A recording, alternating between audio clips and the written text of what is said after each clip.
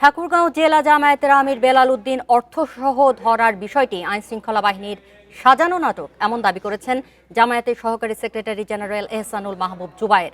দুপুরে রাজধানীর মগবাজারে এক জরুরি সংবাদ সম্মেলনে তিনি এ তথ্য জানান। বলেন, এটা এক ধরনের অপপ্রচার ও এক ধরনের ষড়যন্ত্র। ওই অর্থ তার ব্যক্তিগত ব্যবসায়িক সম্পত্তি বলে দাবি করেন তিনি। এবং সেখানে আইনশৃঙ্খলা বাহিনী তাকে একটা সাজানো নাটক করেছেন। তিনি তার বক্তব্য স্পষ্ট করেছেন যে আমার ব্যবসায়ের জন্য আমি আসা যাওয়া করি, ব্যাংক বন্ধ, আমাকে কিছু লেনদেন করতে হয়, এই জন্য তার সাথে কিছু নগদ টাকা ছিল।